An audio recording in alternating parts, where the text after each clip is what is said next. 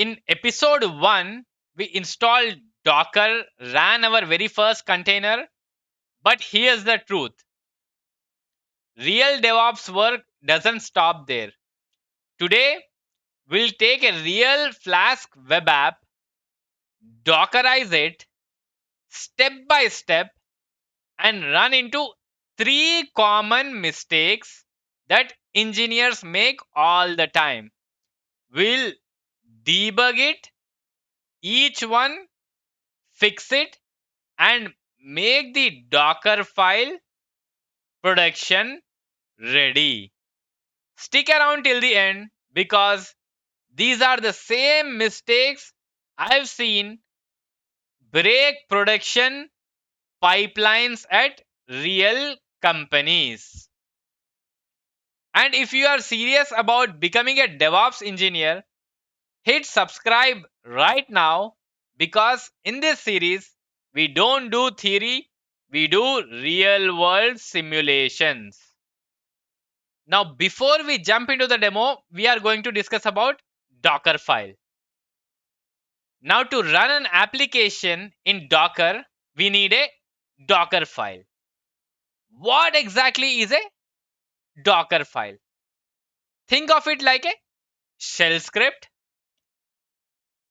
In Linux, we write shell scripts with a set of instructions to install packages, copy files, run some commands. So we are going to write all these steps in the shell script. A Docker file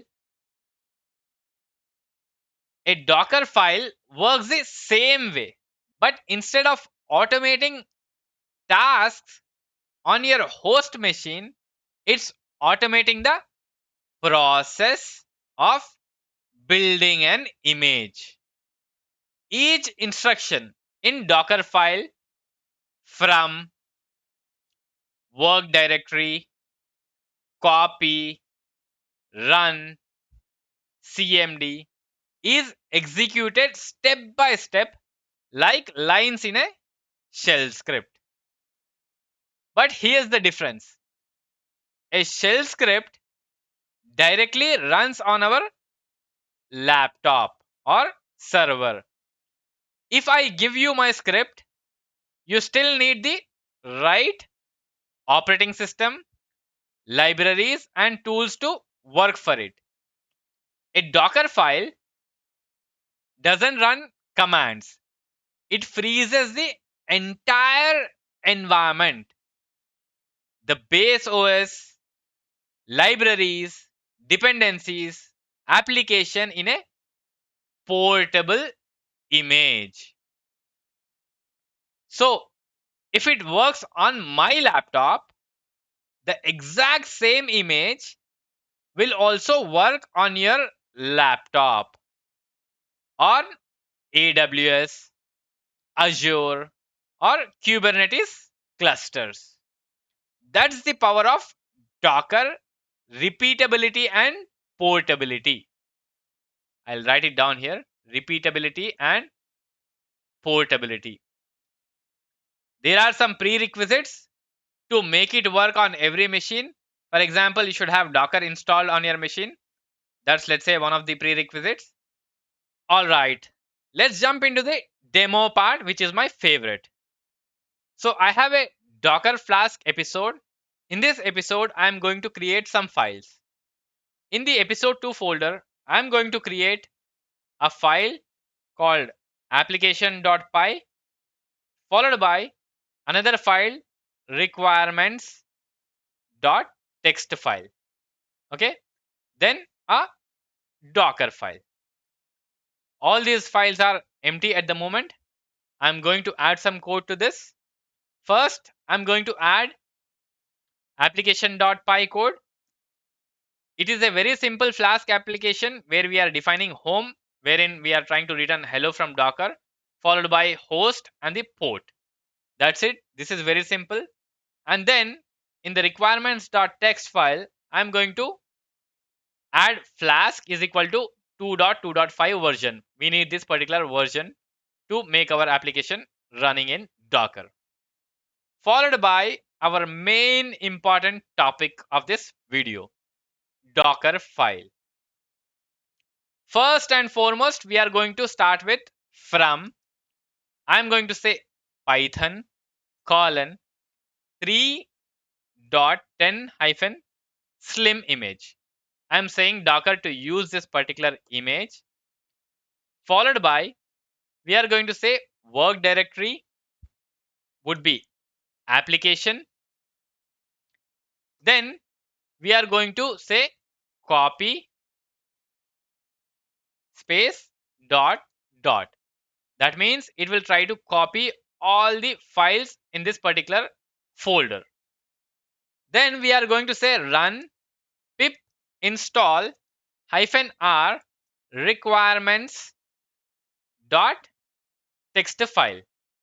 So this step is kind of manually also you do when you are building Python applications.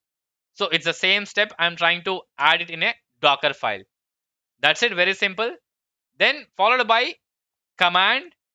So in general, if you have to run any application locally on your terminal, you will say Python comma the application name.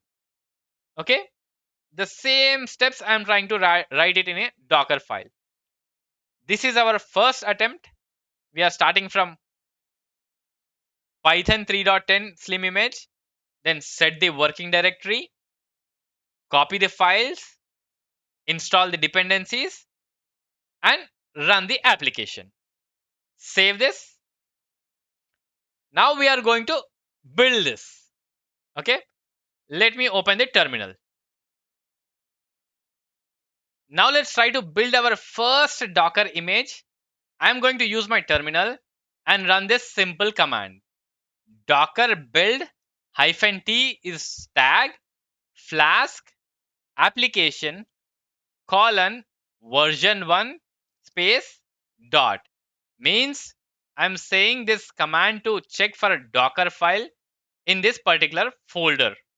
So we should have this Docker file, then only this command will work. If you run outside of this folder, it will not work. I'm going to show you in a moment. Press enter. If you see, it is trying to build that Docker image. It will take a minute. So everything which we provided in our Docker file, it is using those instructions and trying to build it. And if you see, run pip install requirements.txt, naming to Docker library app v1. I'm going to clear the screen. As promised, now I am going to build the Docker image from the episode 1 folder. Let's try to run the same command and see what will happen. Press enter. If you see, I don't have any files in this particular folder. Now let me try to run this command once again and see what exactly will happen. Docker build -t Flask application version 2 space dot. Press enter. I see the error, failed to solve, failed to read Docker file, open Docker file, no such file or directory. So without Docker file, you cannot build images. This is kind of mandatory step. That's why it passed in our second episode folder. Let me clear the screen. If you see, we have this Docker file, the same file. That's why we were able to build the image successfully. Now let's try to run our first Docker container. For that, I'm going to run Docker command. Docker run -d means in detached mode -name Flask -v1 using this particular image which we built, Flask -app colon v1. Press enter. Now let me try to list that using Docker ps. I can see container is up and running. Now let's jump back to the browser. Open the tab and paste localhost 5000. This site can't be reached. This is exactly the kind of situations you will face in real projects. Let's debug. Our Docker container is running fine, but we cannot access the container. Let me clear the screen. Now let's try to check out from the terminal. I'm going to run curl command http://localhost:5000. Press enter. It says failed to connect to localhost port 5000. Connection refused. We are going to run docker port flask-v1. Press enter to check if the port is exposed correctly. I do not see any output. That means we did not pass the port. So let's do that real quick. We use docker-d name flask v1 flask app image name. We actually forgot to add port 5000 colon 5000. We need to add this port. Before doing that, let's try to stop our Docker container. Let's try to stop our Docker container. Docker stop the container name. Press enter. Now let's try to publish port so that we can access the container from localhost. Space, press enter. I get another error now. Error response from Docker daemon. The container already exists. I need to remove this. So I'm going to say docker rm space, the container name. This is done. Once again, let me run docker run container command. Now I can see the container ID once again. Docker ps, the container is running. You see, previously we were not seeing this, publishing at particular port. Now hopefully we should be able to access. I'm going to reload this page. Wow, congratulations. Hello from Docker. This works out of the box. We forgot to publish the port, and also now this brings me back to the second mistake, expose 5000. Docker knows this app listens on port 5000. Expose doesn't publish the port by itself, but it documents it. In local runs, we fix this with -p, but in real world setups like Docker Compose, Kubernetes, or Swarm, missing expose can break automation in subtle ways. Now let's talk about the third mistake. If you look at this Docker file, everything looked fine. We were able to build it, and also we were able to run it successfully. But if you see it here, I tried to copy everything before installing dependencies. That breaks caching. If I change even one line of code, Docker will rebuild all dependencies from scratch. In CI/CD pipelines, that waste hours. The best practice is we are going to remove this from here, and I am going to paste this under the pip install -requirement.txt. And here we are going to copy only requirements.txt file. That's it. I'm going to save this file. If you look at the folder structure, we are missing one file, .dockerignore. It is exactly like .gitignore. We need this file mandatory because there is a high possibility that you are going to copy everything. Sometimes you will have .env files as well, which will get copied to Docker image. If you add, all these files will be exempted to build our Docker image. I'm going to clear the screen. Let me stop Docker container real quick, and also I will show you the difference. Docker stop, enter. Now let's try to rebuild our Docker image. I'm going to use version 2 space dot, press enter. So we are rebuilding our Docker image.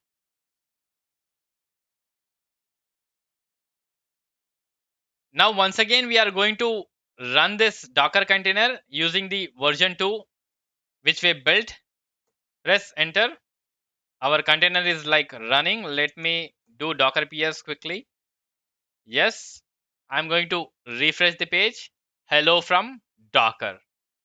We have successfully built our Docker image. Quick recap of what we learned today.